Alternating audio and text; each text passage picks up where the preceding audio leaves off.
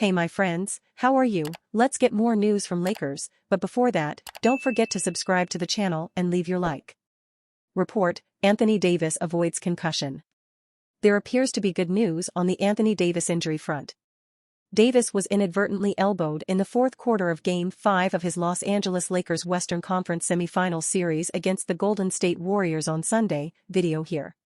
He was in pain, appeared to be unstable, and reportedly was taken in a wheelchair to the locker room. Despite all that, TNT's Chris Haynes reported late Wednesday that Davis appears to have avoided a concussion. Early diagnosis indicates Anthony Davis appears to have avoided a concussion and is doing much better now, Haynes reported. In prior reports, Haynes was hinting that Davis was being checked for a concussion and possibly had suffered one. The Lakers lost the game 121-106. Davis had 23 points and 9 rebounds in 32 minutes but did not have any blocks or steals.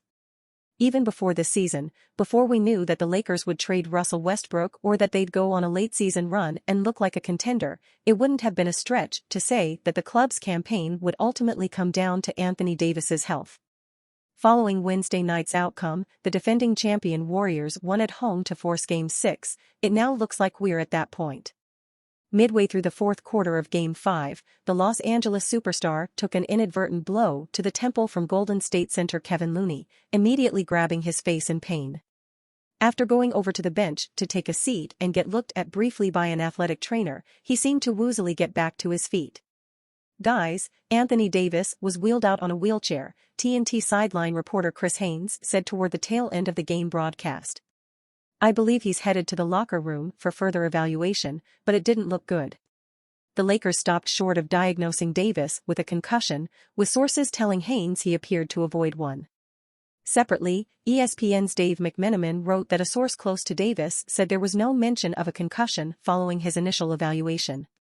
Still, with a massive Game 6 looming on Friday, and Davis potentially unavailable depending on whether he enters concussion protocol, it is fair to wonder whether the anonymous phrasing might be calculated semantics to leave Davis and the Lakers flexibility. And you fan, what do you think of the Anthony Davis situation? Leave your opinion in the comments.